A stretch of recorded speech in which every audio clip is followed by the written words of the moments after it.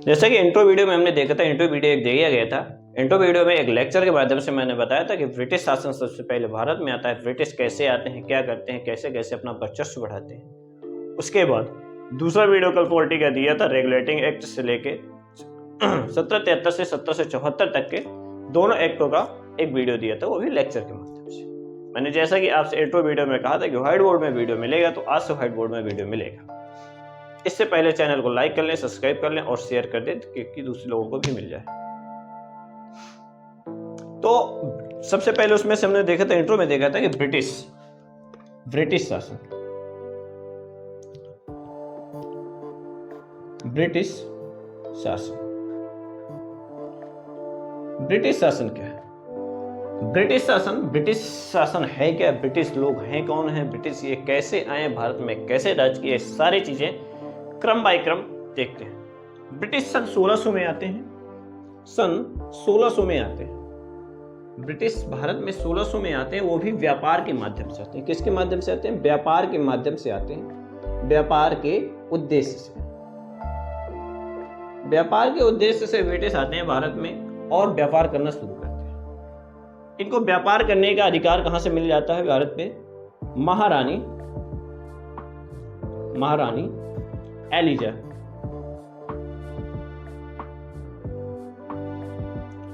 Beth प्रथम के charter के माध्यम से, महारानी एलिजाबेथ के प्रथम के चार्टर के माध्यम से इनको बाद में व्यापार करने का अधिकार प्राप्त होता है और ये लोग अपना व्यापार करना शुरू करते हैं। जब ये लोग भारत में व्यापार करते हैं तो सोचते हैं यहाँ से बहुत सारी ऐसी चीजें होती हैं जो यहाँ सस्ते रेटों पे लेकर के अपने इंग्लैंड में जाके महंगी रेटों में उनको बेचते थे और इससे इनको कई गुना मुनाफा होता था। उस मुनाफे के लालच में ये लोग आते हैं और सोचते हैं कि ऐसे काम नहीं चलने वाला, इस व्यापार को हम धीरे से और आगे बढ़ाते हैं। तो उसके बाद ये लोग क्या करते हैं, सन 1665 पे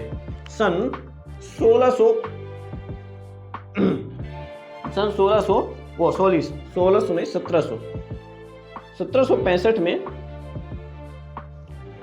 बंगाल, बिहार और उड़ीसा जैसे क्षेत्रों में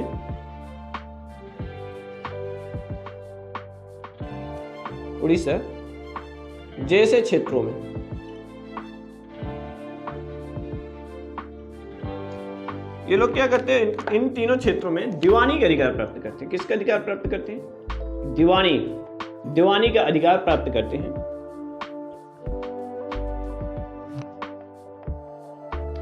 दीवानी का अधिकार प्राप्त करते हैं और अपने व्यापार को एक मजबूती प्रदान करते हैं। यहां से ये लोग अपने क्षेत्रीय अधिकारों, ये 3 क्षेत्रों में अपने व्यापार को मजबूती प्रदान करते हैं। यहां से ये लोग अपने व्यापार को पूर्णतः सशक्त बनाते हैं और धीरे धीरे करके इसी माध्यम से ये लोग एक नियम बनाते हैं और इसी क्रम को आगे बढ़ाते हुए एक नियम बनाते हैं ये लोग। 1773 का रेगुलेटिंग एक्ट, 1773 का रेगुलेटिंग एक्ट, जिसे चार्टर अधिनियम भी कहा जाता है।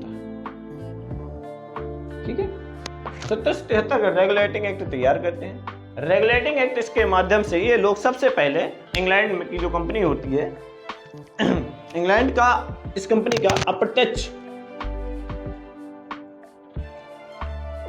संसदीय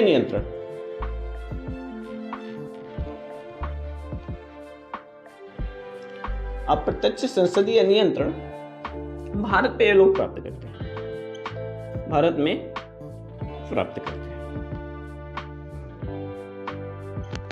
उसके बाद धीरे से और सोचते हैं कि इसी अधिनियम के तहत कुछ और चीजें बना दी जाएं जो भारतीयों पे लादी जा सके। भारतीयों पे ये लोग सोचते हैं। उसके बाद क्या करते हैं, ये लोग बंगाल,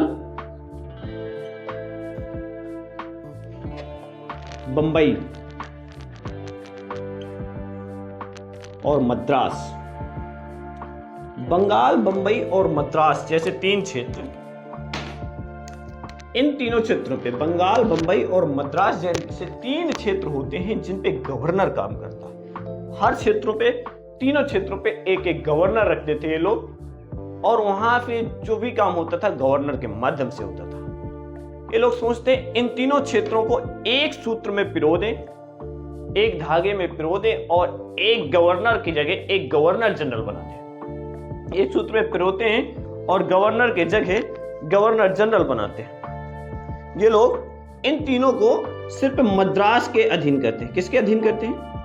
मद्रास के अधीन करते हैं और मद्रास के गवर्नर को गवर्नर जनरल बनाते हैं।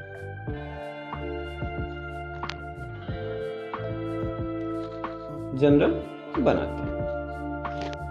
उसके बाद धीरे धीरे और आगे बढ़ते हैं। बढ़ने के साथ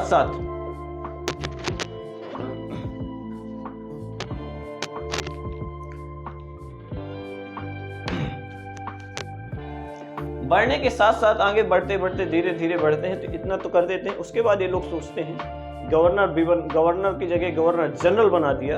अब गवर्नर जनरल इन तीनों के अधिकारों को सुनने के लिए गवर्नर जनरल हो गया और गवर्नर जनरल के अधिकारों को सुनने के लिए और तथा कहते वहां की जो सशक्त जनता थी उसके सुनने के लिए, उनकी समस्याओं का हल निकालने के लिए या अपनी मनमर्जी चलाने के लिए ये लोग 1774 में कलकत्ता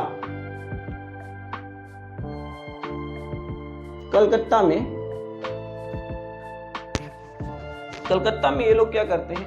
एक उच्च न्यायालय की स्थापना करते हैं। एक सर्वोच्च न्यायालय की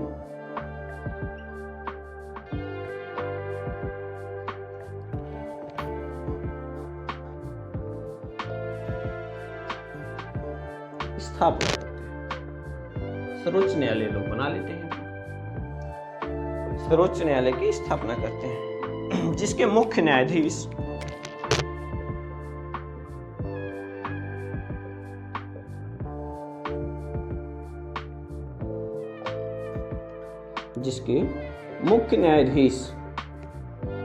सर एलिजा इम्पे को बनाया जाता है। सर एलिजा इम्पे को बनाते हैं।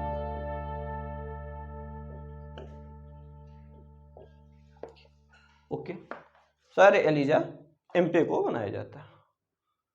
और तो और एक लोग सर्वोच्च न्यायालय। उसके बाद अगर यहां से बात नहीं बनती, यहां से सर्वोच्च न्यायालय से बात नहीं बनती तो ये लोग एक क्षेत्र छोड़ के रखते हैं।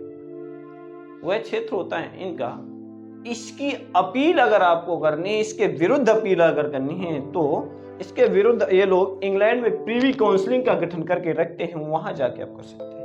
इसके विरुद्ध इंग्लैंड में प्रीवी काउंसिलिंग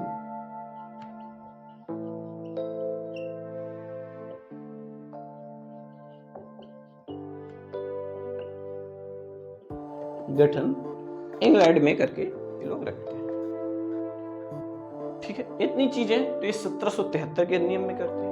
1773 के अधिनियम में करने के बाद ये लोग धीरे से 1774 का भी अधिनियम बनाते हैं जिसको पिट्स इंडिया एक्ट कहते हैं।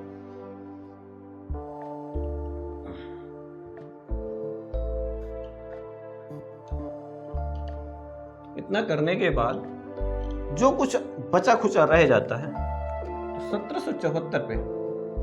तो 1774 के पिट्स इंडिया एक्ट में ये लोग अपनी पूरी करते हैं।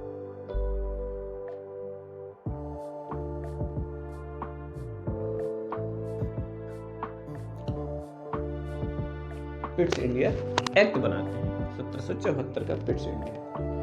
1774 के पिट्स इंडिया एक्ट में क्या करते हैं? 1773 के अधिनियम में जो भी कमियां रह जाती है, 1773 के रेगुलेटिंग एक्ट के तहत जो भी कमियां रह जाती हैं, उन सारी कमियों को ये लोग 1774 के अधिनियम में पूरा 1774 के अधिनियम में पूरा करते हैं। और इसी में पहली बार ब्रिटिश आधिपत्य क्षेत्र जो होता है, ब्रिटिश आधिपत्य क्षेत्र जो होता है, पहली बार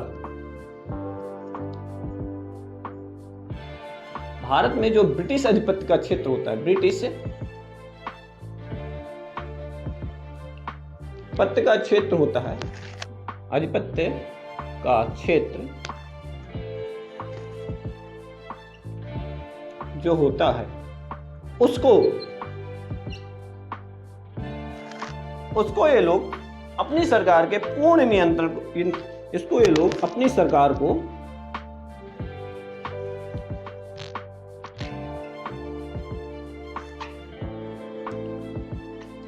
पूर्ण नियंत्रण प्रदान करते हैं।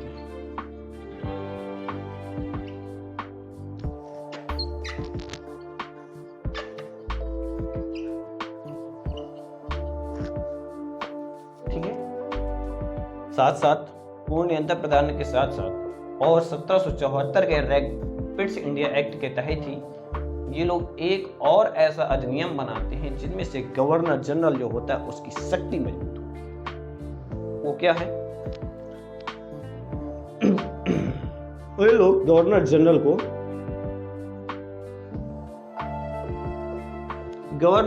को ये लोग एक वीटो का अधिकार प्रदान करते हैं। वीटो का जो मतदान, जो दोनों पक्षों से मतदान होगा, मतदान अगर दोनों पक्षों में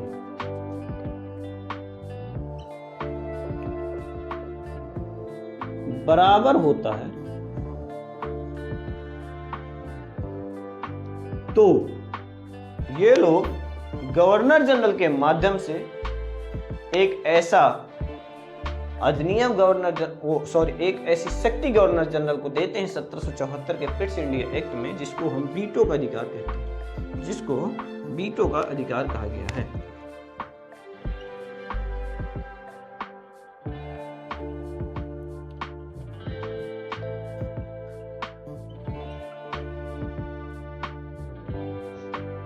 तो अधिकार कहा जाता है। इस अधिकार के माध्यम से क्या करता है, गवर्नर जनरल जिसको भी चाहे उसको एक मत अपने तरफ से दे के उस पक्ष को विजयी घोषित कर सकता है। ठीक है, वीटो के अधिकार के तहत ये होता है। वीटो का अधिकार से गवर्नर जनरल जो भी चाहे, वीटो का अधिकार प्राप्त है गवर्नर जनरल, वो कुछ कर सकता है। ये था 1773 का अधिनियम, ब्रिटिश शासन से लेके 1773-1774 के अधिनियम तक का सारा पॉलिटी। अगर ये वीडियो पसंद आए तो चैनल को सब्सक्राइब करें, लाइक करें और शेयर करें। जय हिंद।